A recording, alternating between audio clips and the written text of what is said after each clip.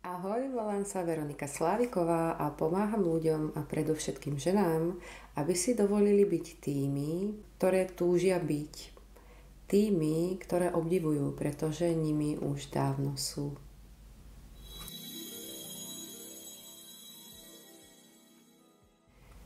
Chceš byť sexy? Chceš byť videná? Chceš byť príťažlivá?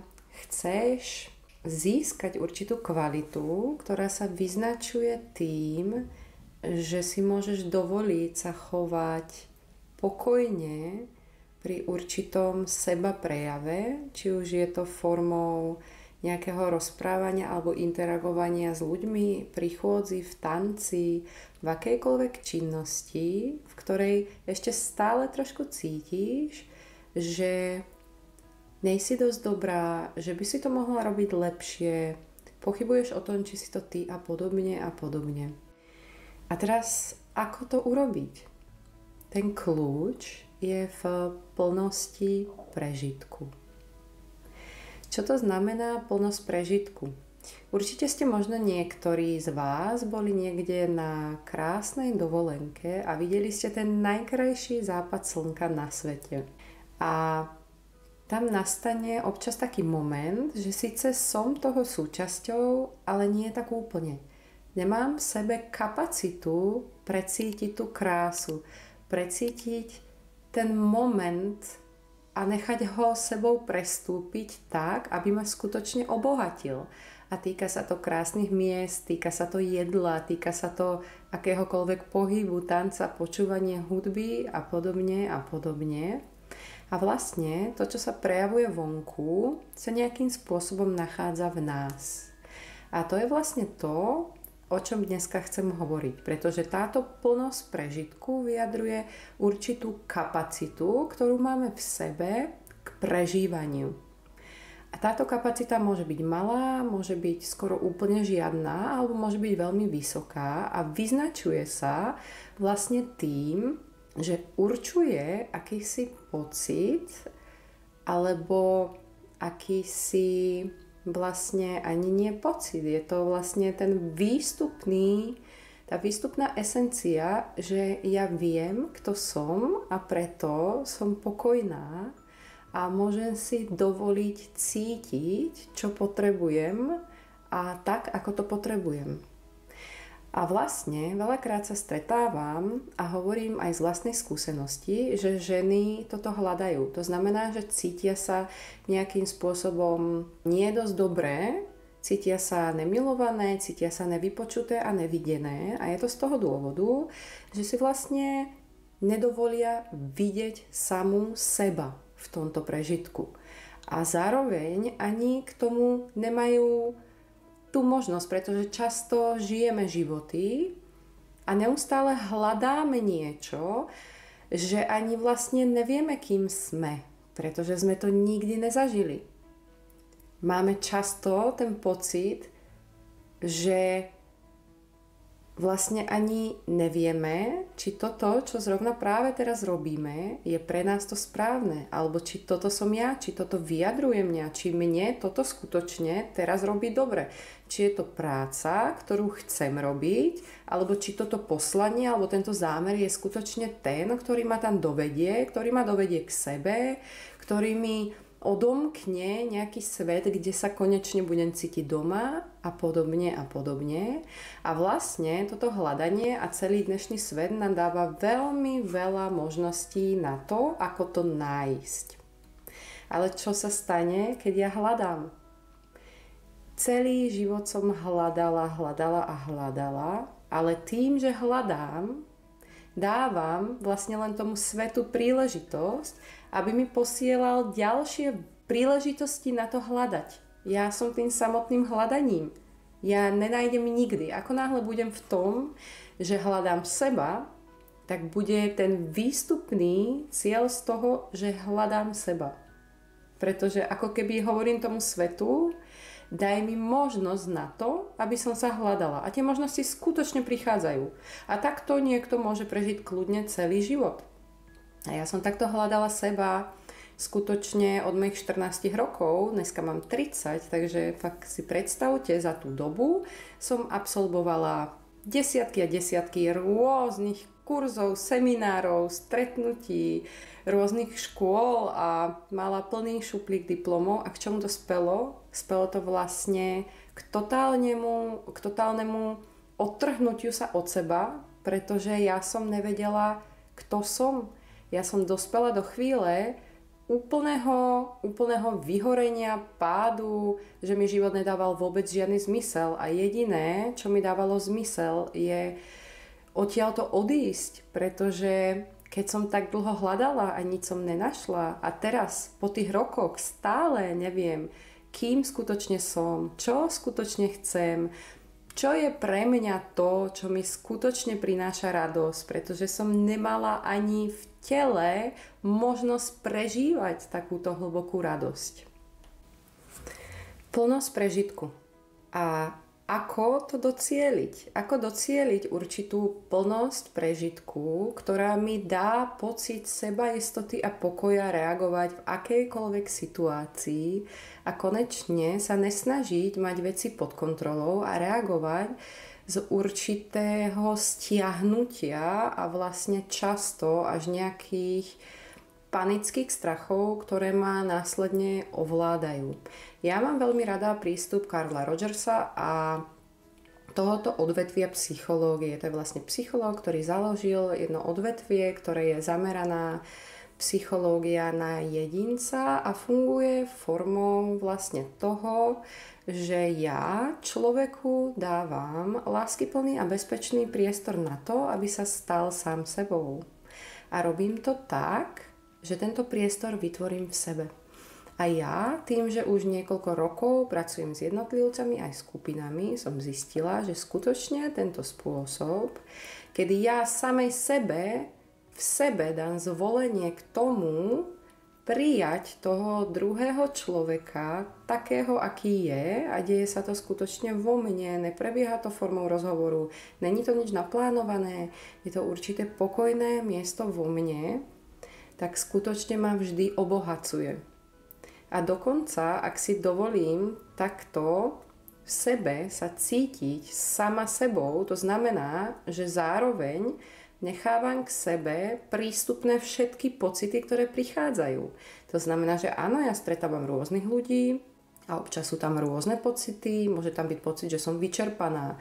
Ale to neznamená, že keď s tým človekom interagujem, tak sa budem presviečať o tom, že nie, teraz vyčerpaná nejsom, teraz ti proste niekto platí, tak ho budeš počúvať. Nie, naopak. Ja si dám zvolenie byť vyčerpaná.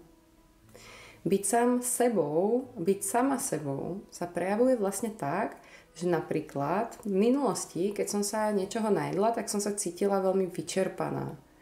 A tá reakcia bola, že som sa presviečala o tom, že vlastne ako nejsom až tak vyčerpaná, že ešte niečo zvládnem urobiť, alebo som analyzovala prečo, tak som sa veľa najedla, OK, tak z čoho to asi môže byť. A tá reakcia teraz je, ja si dovolím sa cítiť vyčerpaná. Pretože ja viem, že moje telo mi dáva určitý signál a potrebuje, aby som ho videla. Čo sa potom stalo, keď som si dovolila seba vidieť? A toto bol vlastne len malý príklad.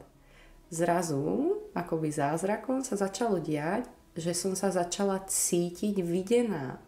A to začalo vychádzať vznútra. Začala som sa cítiť sama sebou istá v mojom prežitku. Takže ten obrad je vlastne z toho vonku dovnútra skrz otázky, čo teraz cítim ja. Čo práve teraz prežívam ja. Čo táto situácia znamená pre mňa. A keď ste žili dlhodobo, tak ako ja, život, kedy ste neustále niekoho uspokojovali, niečo hľadali, obracali ste sa k láske, ktorú ste hľadali vonku, tak budete poznať ten pocit, že ste si není istý tým, kým skutočne ste, čo skutočne chcete a čo je pre vás to dobré. A z toho pramení ženská príťažlivosť, ženská nežnosť, ženská zraniteľnosť, to, že sa cítim sexy, to, že sa dokážem prejavovať, to, že mám prístup k celému tomu spektru emócií, ktoré sú aj pre mužov veľmi príťažlivé. A toto je vlastne jeden z tých kľúčov, nie ako sa k tomu dopracovať, ale skutočne spomaliť a obrátiť pozornosť. Pretože na niečom pracovať znamená len to, že bude mať stále možnosť na niečom pracovať. Je to vlastne veľmi jemná práca, ako keby ste sa pozerali na svoje dieťa, ktoré sa hrá, ale mu dávali tú nežnú pozornosť bez toho, aby ste tam vynášali nejaké súdy. Ďalšou možnosťou, ako sa viac uvidieť, sú napríklad prechodové rituály, ktoré ja mám veľmi rada.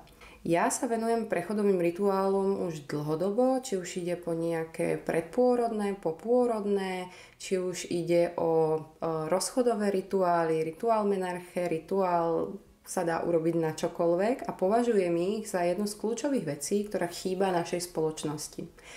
A keď sa vrátim k téme ženstva, tak napríklad rituál rozchodu je jedna pre mňa z najdôležitejších častí vzťahového sveta, ktorý by každá žena mala brať nejak v potaz.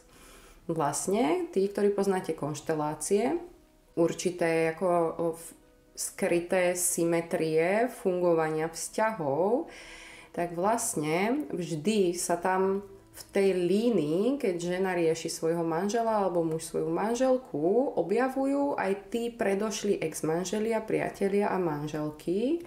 A čo sa tam deje vlastne? Že potrebujú byť do toho systému nejakým spôsobom prijatí, potrebujú byť uvidení a uznaní, pretože sa to nejak prejavuje v tom ďalšom a ďalšom vzťahu. Takže toto je jeden z rituálov, ktorý považujem za veľmi dôležitý, čo sa týka ženskej príťažlivosti.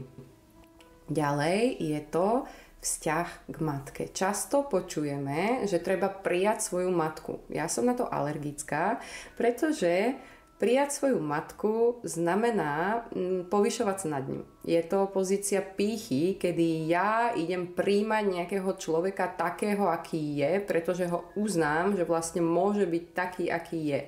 A je to vlastne niečo, čo nemyslím na to takto vedome, deje sa to podvedome.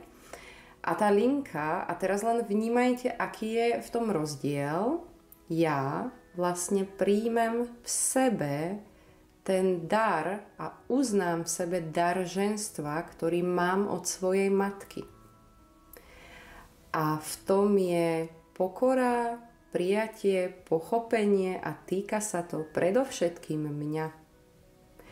A tento rituál je pre mňa jeden z najdôležitejších, čo sa týka, keď vlastne žena rieši nejakým spôsobom svoje ženstvo, pretože najskôr je tam ten vzťah s tým otcom, ktorý si prežije to malé dievčatko. Často sa stáva, že chceme ešte do dnešnej doby alebo máme túžbu potom nášho otca nejak potešiť. To znamená, že ostávame to tatínkové dievčatko, ktoré síce môže byť dobrou milenkou, ale nikdy nebude zažívať plnohodnotný vzťah, pretože v určitej fázi života potrebuje práve od toho otca prísť späť k tej matke pomyselne.